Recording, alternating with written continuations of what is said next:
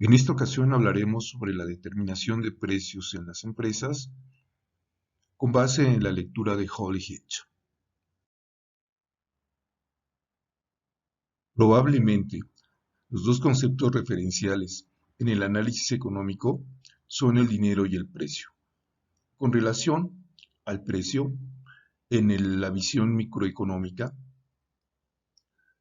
los modelos ortodoxos neoclásicos plantean su determinación a partir de decisiones subjetivas en el deseo de compra y de venta que se resuelve por los agentes a partir de la igualación o el equilibrio de las curvas de demanda y oferta. Sin embargo, esta apreciación con relación a la definición de precio ha generado controversia.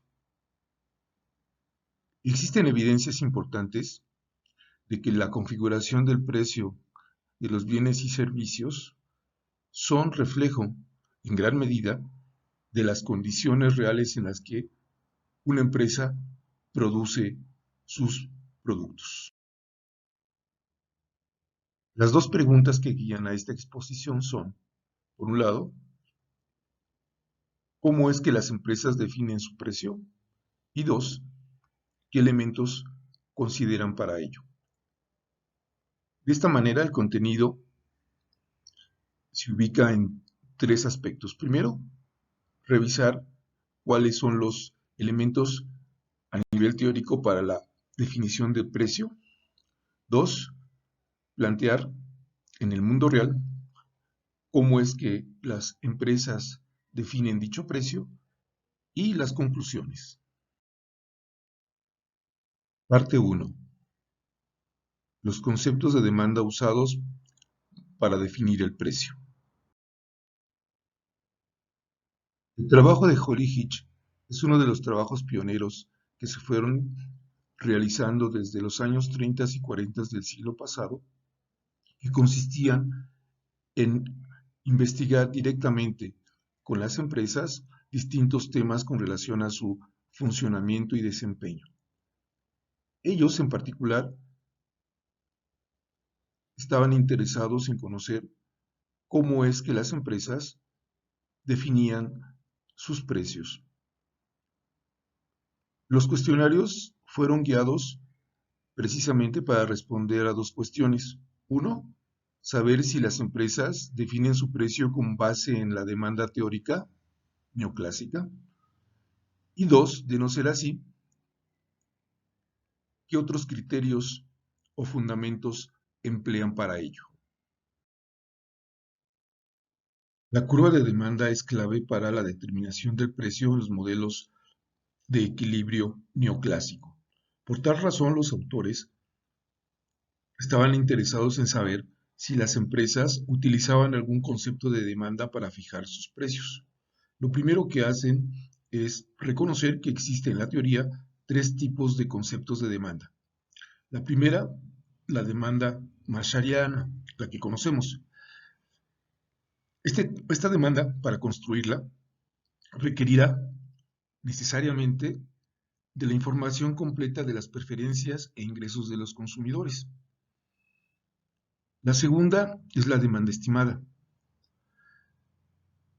Para esta, se establece que la demanda de una empresa será y estará determinada por las demandas de los otros competidores en ese mercado, de tal forma que la demanda de I será una función de la demanda del competidor J, del competidor K, hasta el competidor Z, y así sucesivamente. En otras palabras, una empresa para poder definir su curva de demanda requiere conocer las curvas de demanda de sus competidores. Tanto la demanda marshalliana como la demanda estimada requieren algo que es casi imposible conocer en el mercado: la información acerca de las preferencias o ingresos de los consumidores, así como las demandas de los otros competidores. Por tal razón, descubren que las empresas no tienen ni cerca alguna estimación de este tipo. Finalmente, se encuentra la demanda imaginada o imaginaria. Descubren en las evidencias obtenidas que este es el tipo de demanda más cercana que consideran las empresas con relación al precio. ¿En qué consiste esta? También es conocida como la demanda quebrada de Suiza. Lo que indica es que los productores tienen un precio de referencia, a partir del cual lo único que pueden saber es si cambios por arriba de ese precio o por abajo del precio, prever qué tipo de reacción de su demanda pudiese haber. Veamos con detalle en qué consiste la curva de demanda imaginaria. Debido a que los productores no pueden definir una curva de demanda por las razones anteriormente expuestas, es decir, por un lado no conocen las preferencias ni los ingresos de los consumidores y por otro, también desconocen las curvas de demanda de sus competidores, la situación que enfrentan es la siguiente. Parten de un precio de referencia y lo que ellos pueden imaginarse es qué sucedería si fijan un precio por arriba del preasterisco o si fijan un precio debajo del preasterisco. Lo que estaría ocurriendo sería algo parecido a lo siguiente. Supongamos que ese precio asterisco es el precio por medio de un refresco, 20 pesos. Si un productor se le ocurriese poner un precio, por ejemplo, de 22, lo que puede estimar es qué ocurriría con relación a su demanda. Ellos consideran que precios por arriba de P asterisco provocará una reacción más que proporcional en la demanda, es decir, este tramo será muy elástico. O en otras palabras, a mayores precios, la caída en la demanda será proporcionalmente mayor. En el otro lado, si ellos considerasen, o un productor considerase establecer un precio por abajo de los 20 de ese refresco, digamos 18, lo que sucedería es que enfrentaría o esperaría una reacción de demanda menos elástica. En otras palabras, a un precio por abajo de 20, ellos venderían menos de lo que en principio estarían suponiendo. Este comportamiento lo único que refleja es la incertidumbre que enfrentan las empresas, sobre todo cuando no tienen la posibilidad de definir un precio que depende de variables que el mercado no puede proporcionar en términos de información. Parte 2. La formación del precio en la empresa. Si la demanda no es el instrumento que emplean para fijar el precio, entonces, ¿cómo es que las empresas determinan su precio? Básicamente, los resultados arrojados por ese estudio, que si bien no fueron en principio generalizables, sí dieron muchas pistas con relación a las prácticas de las empresas para la determinación de sus precios. En casi todos los casos, observaron que las empresas consideran la estructura de costos de producción y distribución a nivel unitario, más una estimación de margen de ganancia como el criterio para la definición de precio. Esta formación de precio es conocida como el principio del coste total o el principio del coste primo.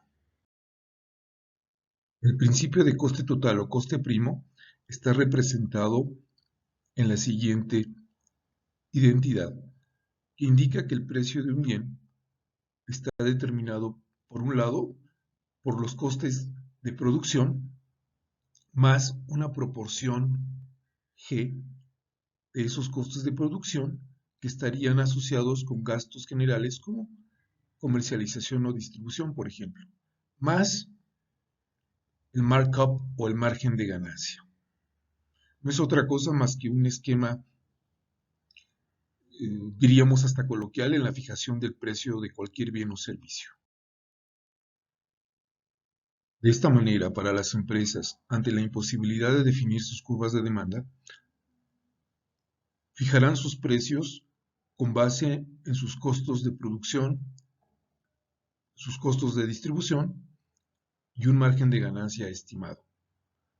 La lógica implica que la empresa tomará como referencia el precio vigente en el mercado, al cual tratará de ajustarse, pero eso dependerá de sus condiciones y capacidades competitivas. Conclusiones. El estudio brinda 4 resultados sobresalientes. Primero, que las empresas no utilizan un concepto de demanda teórica para definir sus precios. 2, como alternativa, emplean lo que se denomina un principio de coste total, es decir, los precios están directamente asociados a los costes de producción y distribución. Tercero, las empresas toman como referencia precios vigentes a los que tratarán de ajustarse de la mejor manera para poder ser competitivos.